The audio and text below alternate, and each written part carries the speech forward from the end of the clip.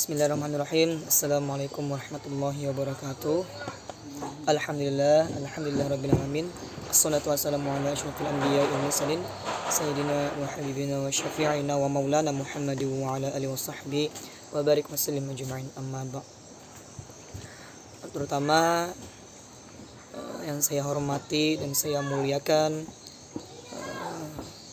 pada dosen pengampu pembimbing di mata kuliah fikih, yaitu Al-Mukarram Al-Ustadz Mukni Al-Hakim Saputra M.Sos.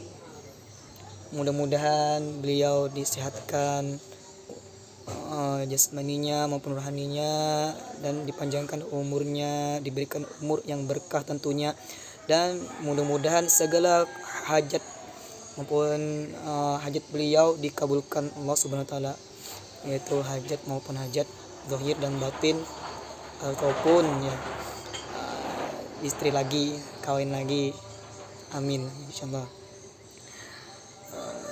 Dan tak lupa saya hormati juga dan saya banggakan kepada saudara saya, yaitu IAT 33. Tetap semangat, mudah-mudahan kita dicatat Allah Subhanahu wa taala sebagai amal ibadah karena menuntut ilmu. Baik, langsung saja saya perkenalkan, saya Muhammad Riyadi dari IAT 33 di UINSI Samarinda. Di sini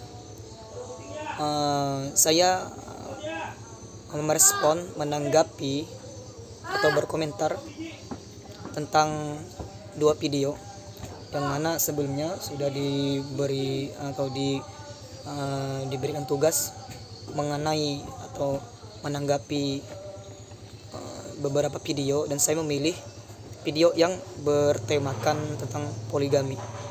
Emang ya, ini poligami ini emang seru dibahas, namun ya perlu kita ketahui juga sangat penting, karena ini polemik dan komplikasi dalam permasalahan poligami ini sangat luas. Dari ini masalah klasik sebetulnya dari umat Islam ini mempersalahkan tentang poligami. Nah, di sini saya mengambil tema poligami di dua video. Yang pertama itu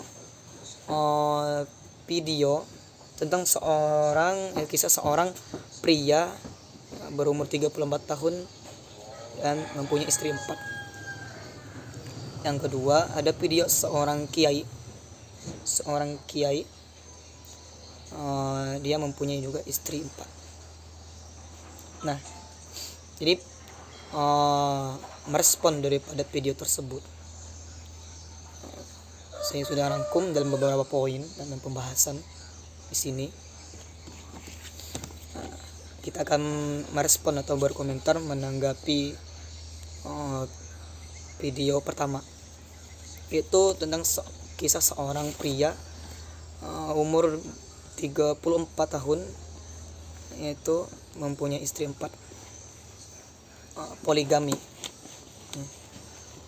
Kalau kita lihat hukum daripada poligami tersebut, poligami asal dasar atau dalil berpoligami itu emang ada dalam syariat Islam, emang ada, dan hukumnya itu pun tidak sampai haram. Ya, hukumnya tidak sampai haram, paling rendah itu mubah, dilihat itu mubah dan dianjurkan juga sebenarnya. Namun itu sesuai dengan syarat dan ketentuan yang berlaku. Nah, yang jadi masalahnya kalau poligami ini kalau di Indonesia itu sangatlah sangat hal yang dikatakan tadi sangat tabu lah. Paradigma atau perspektif orang di mindset atau dalam pemikiran Indonesia itu negatif lah. Namun ada juga yang poligami itu sukses, seperti di video-video ini juga ada yang poligami sukses. Bagaimana mereka mengelola atau memanage atau memanajemen rumah tangga yang mempunyai 4 istri ini dengan baik, dengan sukses, dengan adil. Di sini kisah seorang pria 34 tahun yang bisa dikatakan sukses dalam berpoligami, yaitu mempunyai 4 istri. Beliau memaparkan bahwa kunci saya dapat simpulkan bahwa kunci sukses daripada poligami dalam pandangan sebagai narasumber itu Kang Rizky. Beliau masya Allah luar biasa ya. Kalau kita lihat dari argumen-argumen yang dipaparkan beliau dan pendapat serta dalil dan ya, segala hal lah ya, kita lihat beliau sangat luar biasa, emang mumpuni dan sangat kapasitasnya juga, dan sangat pantas lah untuk berpoligami kita lihat, karena ya beliau sangat pintar dalam memanajemen rumah tangga, dalam mengatur rumah tangga, dan sangat bertanggung jawab juga. Nah, poinnya saya rangkum itu pertama ya, yakin. Beliau itu yakin pertama kepada Allah, yakin kepada Allah bahwa ini semuanya adalah kehendak Allah, takdir Allah. Allah tidak mungkin semua ini lepas dari Allah, dari kehendak Allah. Itu semuanya pasti kehendak Allah. Allah memberi jalan, dia berikhtiar hingga dia mampu untuk melaksanakan poligami ini. Yakin kepada Allah, yakin ke diri sendiri, tentunya yakin diri sendiri bahwa dia mampu.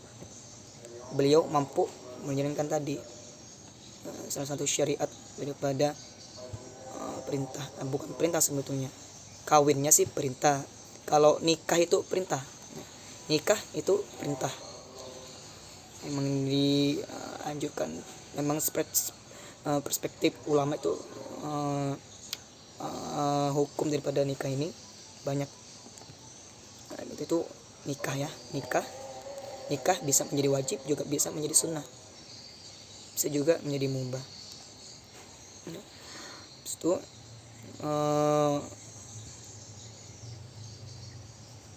diri sendiri, yakin kepada Allah, yakin kepada diri sendiri, dan yakin kepada pasangan, sama-sama saling yakin. Ini juga perlu sama-sama saling yakin. Beliau yakin dalam menjalani hubungan, yakin dan sama-sama percaya, tentunya juga dengan niat berpoligami karena apa? Karena Allah tentunya ya. Nah, yang kedua, poin kedua itu komitmen dan jujur. Nah, ini luar biasa pasangan berpoligami ini, amatlah jujur ya.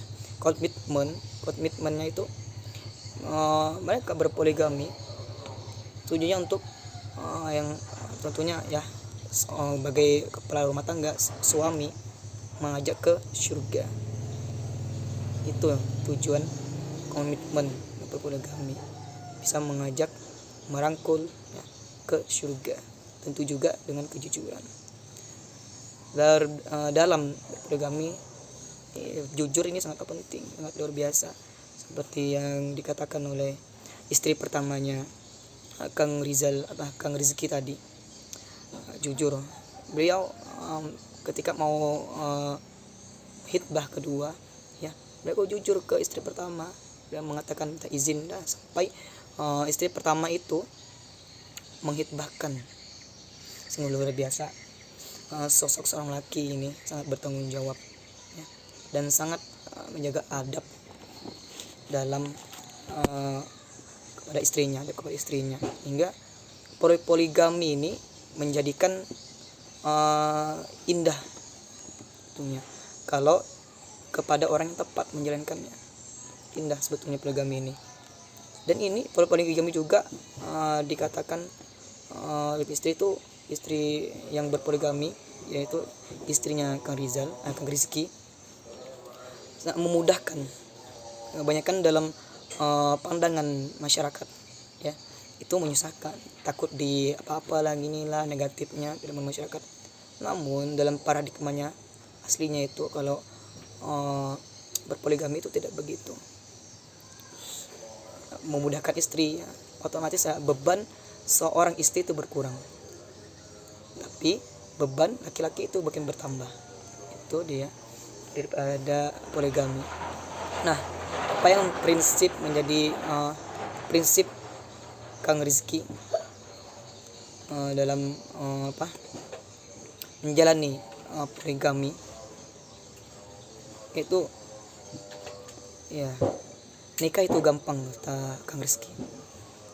Yang berat itu berumah tangga. Karena apa?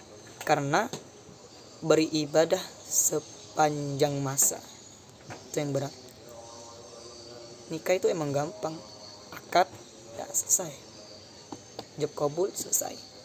Namun yang menjalaninya itu, prosesnya itu, kita beribadah sepanjang masa. Nah, paradigma orang sekarang itu diubah. Kebanyakan orang kita itu berpoligami itu untuk menjaga, katanya Kang Rizky, menjaga. Mungkin ya tingkat porsi Kang Rizky tadi ditakdirkan oleh Allah Subhanahu wa taala itu mempunyai 4 istri. Karena beliau adil. Beliau bisa adil karena beliau berdasarkan ya, tidak mungkin Allah itu menurunkan syariat yang memberatkan hambanya melebihi dari kemampuannya, dan tidak mungkin syariat ini tidak adil karena yang membuat syariat itu adalah yang maha adil. Itu dikatakan yang sangat mengena bagi saya. Kang Rizky itu luar biasa betul. Tidak mungkin lah Allah Subhanahu wa taala itu menzolimi hambanya, memberatkan hambanya suatu syariat itu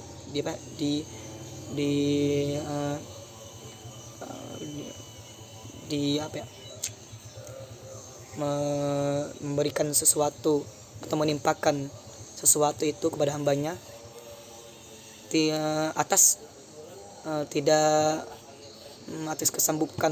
kesanggupan hambanya.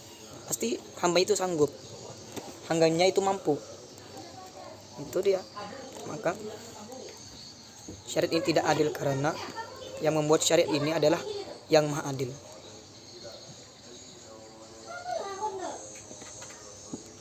Nah, tanggapan saya ya sangat luar biasa sekali. Salah satu contoh berpoligami sukses Kang Azim, Masya Allah. Tanggapan dari semua istri itu bagus semua, biasa, tanpa raut wajah yang menyedihkan kelihatannya. Kalau ikhlas ya kelihatan. Dan suami istri dan istri-istri yang lain itu kelihatan ikhlas dan menerima semuanya, karena mereka paradigmanya sudah benar dan juga mencontoh daripada baginda Nabi Muhammad SAW dalam berpoligami. Inilah yang patut kita ambil ilmunya ya. Ambil ilmunya dari Kang Adi ini, Kang Rizky ini luar biasa. Yang kedua tentang video kedua, yaitu kiai ya. Saya menanggapi tentang seorang kiai video kedua ini tetap dalam tema berpoligami juga. Di sini beliau mengaku sebagai kiai, namun ya saya itu tidak mempersoalkan tentang praktek poligaminya yang dilakukan oleh kiai tersebut. Namun yang saya permasalahkan atau yang saya rasanya itu sakit mendengarnya itu argumen yang dilontarkan beliau. Sungguh tidak enak lah bagi istri-istrinya. Argumen yang disampaikan oleh kiai tersebut, menurut saya argumen tersebut sangat meresahkan karena selain penuh dengan kontroversi juga sempat membuat hati saya itu emosi. Beberapa argumen yang saya soroti dan perlu saya kritisi dalam video tersebut, saya mengambil komentar, saya melihat komentar juga ya. Orang banyak juga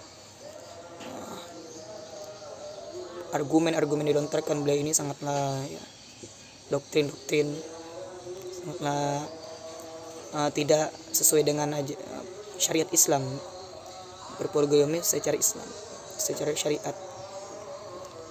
Pertama, doktrin tentang seorang istri yang harus taat kepada suami secara mutlak. Apapun yang diperintahkan atau dilakukan suami istri harus menuruti atau menerima dengan ikhlas dan senang hati, tanpa dijelaskan ketaatan yang seperti apa dan bagaimana cara melaksanakannya. Nah, doktrin seperti ini tentunya sangat berbahaya ya ketika dibawa ke ranah publik. Karena perspektif orang akan berbeda-beda, akan menyudutkan Islam, akan menyudutkan poligami. Yang tadinya poligami itu indah, maka akan kelihatan negatif lah kepada masyarakat. Karena ya, perspektif orang berbeda-beda, dan juga yang melontar argumen seperti ini juga memicu kekeliruan dalam berpoligami. Karena hal tersebut dapat memuat pemahaman yang keliru dan memicu terjadinya kekerasan dalam rumah tangga KDRT. Doktrin tersebut dapat menjadi alat untuk melegalkan beberapa tindakan semena-mena suami terhadap istri tanpa takut terjerat hukum atau sanksi.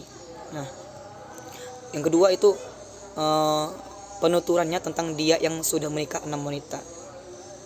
2 di antaranya ia ceraikan karena sudah menopause dan sudah tak layak diperistri. Menceraikan istri hanya karena sebab tua, menopause, tidak produktif artinya. Tidak bisa hamil lagi misalnya. Tentunya tidak dibenarkan dalam Islam. Hal ini jelas sangat menyimpang. Memang sangat menyimpang. Dia menceraikan istri hanya karena sudah tua, tidak bisa memproduksi, tidak bisa hamil lagi. Nah, kalau kita berpoligami, landasannya itu hanya karena nafsu ya, karena jadi anak, kita sama saja menzolimi atau ya merendahkan wanita. Karena wanita juga ingin disayang, ingin dijadikan sebagai ratu ya di dalam rumah tangga, yaitu membangun rumah tangga yang sakinah, mawaddah dan warahmah. Maka ya kita lihat di video, argumen-argumen dilontarkan itu sangat menyakitkan ya pada hati seorang istri. Maka ini kalau kita lihat ya, sukses dalam berpoligami, tapi kita lihat berpoligami yang bahagia dan tidak bahagia itu kita lihat dari pengakuan istri-istrinya ya, kita lihat. Maka yang tadinya itu saya lihat ya seperti positif, yang ini seperti ya argumen itu negatif, sangat kontroversi. Yang ketiga itu jawaban terhadap pertanyaan reporter tentang minta izin kepada istri. Lalu beliau mengatakan, ngapain izin?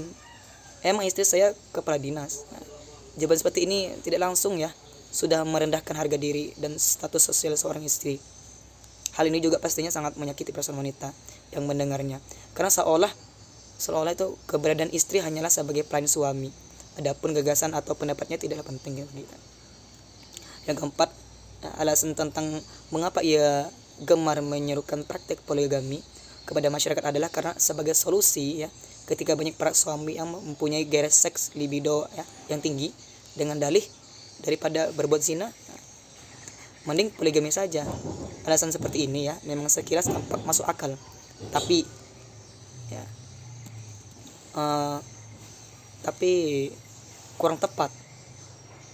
Tindakan seperti ini ya kurang tepat, tidak bisa dijadikan solusi ya sebagai untuk mengatasi daripada gairah seks tadi.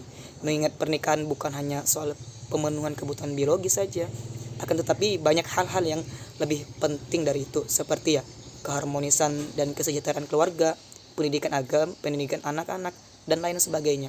Banyak yang diperhatikan dalam berpoligami. Nah, dari beberapa argumen yang kiai tentang poligami yang sudah disebutkan tadi, dapat ditarik benang merah bahwa praktik poligami seperti yang disuruhkan oleh kiai tersebut tentunya tidak sesuai dengan praktik poligami yang pernah dilakukan oleh baginda Nabi Muhammad SAW. Hal ini bisa kita lihat dari sejarah tentang praktik poligami Nabi Muhammad SAW. Ada beberapa fakta dan alasan yang mendasar. Nabi Muhammad SAW berpoligami seperti Nabi Muslim melakukan poligami setelah wafatnya istri pertama. Jadi Nabi Muhammad itu berpoligami ketika wafatnya istri pertama beliau, yakni Sayyidah Khadijah radhiyallahu anha. Itu pun yang beliau nikahi adalah para janda yang kebanyakan sudah lanjut usia. Janda yang ditinggal wafat suaminya gugur ketika berperang. Hal ini mengidentifikasikan kepada kita bahwa maksud dari Nabi sallallahu alaihi wasallam itu, Nabi Muhammad sallallahu alaihi wasallam berpoligami menikahi para janda tersebut.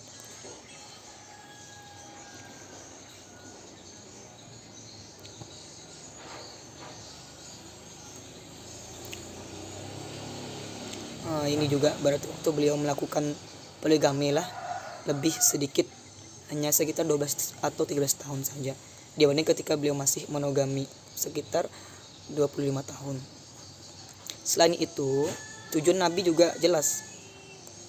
Tujuan Nabi untuk dakwah, tentunya mempermudah dakwah serta sebagai sarana untuk mempererat hubungan dengan beberapa suku atau kabilah pada saat itu. Salah satunya contohnya seperti Sofiyah ya, yang dulunya adalah orang Yahudi, orang Khaybar. Selanjutnya pernikahan beliau dengan Sayyidah Aisyah, statusnya istri beliau yang ketika beliau nikahi masih berstatus muda ya, atau belia atau masih perawan ya,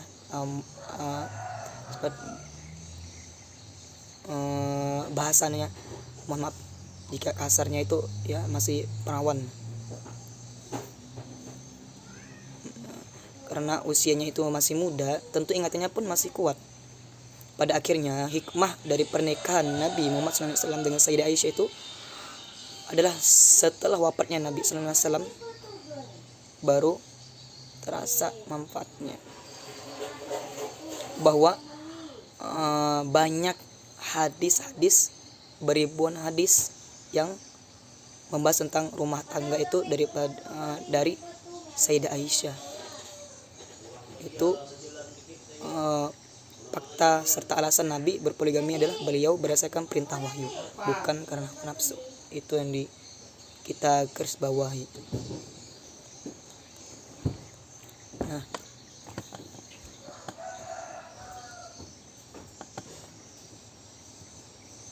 karena ya berpoligami ini tergantung siapa ya, pantaskah seseorang dan mampu atau tidak dia berpoligami.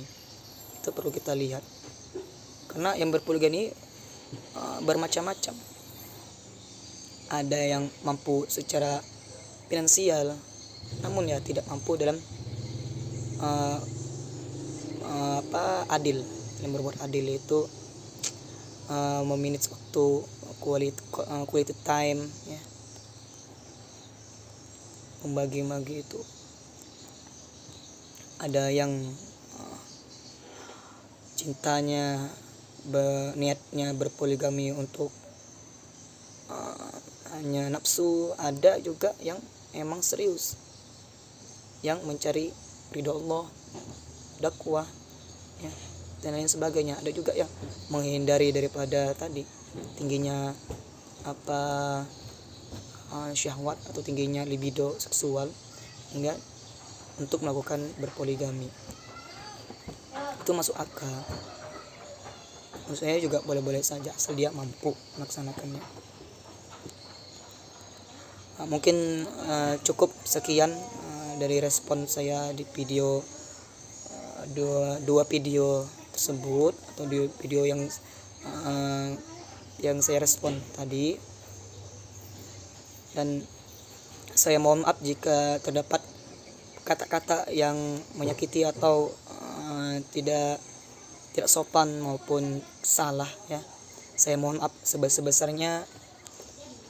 Sebenarnya kebenaran itu hanyalah milik Allah Subhanahu wa taala yang maha benar ya, yang maha agung. Dan kesalahan itu datang dari daya sendiri, dan manusia itu tempatnya salah, sebetulnya tempatnya salah. Saya akhiri, wallahul muwaffiq ila aqwamit thoriq. Wassalamualaikum warahmatullahi wabarakatuh.